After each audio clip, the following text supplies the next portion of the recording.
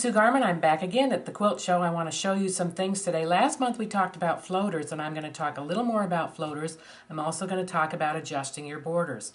A lot of times when we're sewing borders onto things, they don't end up coming out even. That's for a lot of reasons. Sometimes we don't stitch right, sometimes we don't measure right, sometimes the pressing is a little off. Let me give you one little tip. Masterpiece thread is one of the best threads that you can use for piecing. Try it sometime. I think you'll find that because it's a thinner thread, it's just as strong, but that thinner thread makes all the difference when you're making your folds and doing your pressing. So try that, just a little tip. Here we have a block. It's a very simple block. It's some half square triangles and some squares. I want you to pretend that this is a 70-inch square quilt that I'm working on and that I'm going to add a border to. So the first thing I'm going to do is measure my quilt and figure out, is it exactly 70 inches? Let's take a look. Now, in truth, it's really just supposed to be a 6.5-inch square block. But guess what? Somehow I got off, and I'm an 1/8 inch, a little more than an 1/8 inch short on that side. So suddenly, my border isn't going to fit. If I don't fix that problem now of the quilt not being the right size, it just becomes a problem that grows as I continue to add borders to the quilt. So let's see how we can fix it. If this were really a full quilt, I would want to measure it at the bottom, in the middle, and at the top. Some quilters will tell you, take that middle measurement, and that's the measurement that you need to work with. I think it needs to be an average of those. But in this case, I want it to be exactly 6.5 inches. What I'm going to do in this case is I'm going to take and sew this border on, but I'm going to pull this block so that it meets on both ends, and I'm going to ease it in. Okay, and I'm going to line that up there. I'm going to ease it in, and I'm going to pin it along the way several times. If that's 70 inches, I'm going to put a lot of pins along the way, every 6 to 10 inches, so that I make sure that it doesn't get, some bubble doesn't get carried out, which makes the borders flare when you do that. Now that I've got this where I want it, and I've got it measured exactly, I'm going to add the borders on these two sides. I'm going to press it open. I know the length that these need to be, and I'm going to add them onto those sides. And here we go. I've got one that now measures the right size because I made these borders the right length. So when you're adding borders, make sure you know the length that they are supposed to be. Your pattern should tell you that. One more thing about adding borders. When you cut them, the temptation sometimes is to take a quilt center or a block and simply sew a border on and lop it off so that it's the right size. That doesn't solve the problem, and being about right doesn't mean that you're going to get it right.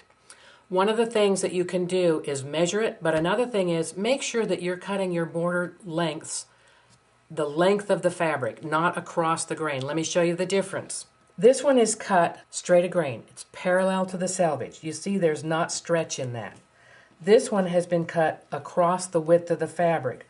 And look what happens. I get a lot of stretch.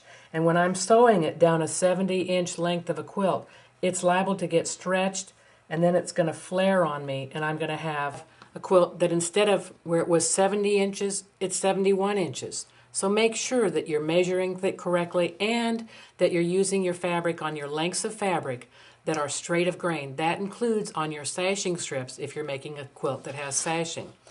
One more thing. Start over. One more thing. Don't ever try and save yourself a little bit of money by using your selvage as part of your width of fabric, width of your border. This part of the fabric here is going to shrink differently, it's going to be tighter, and it's going to give you a very unsatisfactory product when you're done. Don't do that. Okay, now what if you have a pieced border to add, not just a length of fabric border, but a pieced border, and it doesn't quite fit? Look at this. It's about 1/4 inch too long. How can I fix that? Many times you can simply go in on a pieced border and re-sew this seam just a width of thread in on each of your little seam lines here so that you get it to be exactly the right size. If it's too short, you can pull these seams apart and sew with the thread in to make that seam line narrower, and then it'll be stretched and it'll fit. Another thing, if you're doing flying geese, you can make a fat geese or a skinnier geese, just enough, and bury it somewhere in the middle of your strip so that it fits. There's lots of ways that you can adjust. You can be creative and you can make it fit. I know you can do it and make it measure right when you're done. You know, I absolutely love floaters, so I'm going to show you a few more tricks about floaters. What if you had a little tiny border strip, this one in here, that you wanted to use as a floater? You could put it in there. We know that this has to be narrower than this, and so I'll trim it down to size. And let me show you what happens when you take multiple strips and insert them where a floater goes. See how that looks when you can put multiple strips inside of a floater area? Well, what if we wanted to grow that floater area? What I've done here is I've taken this same set of blocks set on point, and now I've made a longer checkerboard border, and so I'm going to have a larger floater to put in here. I could take this border print and put it in there, and I could even use one of my 4 patches as sort of a cornerstone on this floater. But what if instead of using a border print like that, I decided that I wanted to put in multiple borders? One of the things about floaters that you need to think about, or that you can think about, is that floaters are like mats on a picture frame.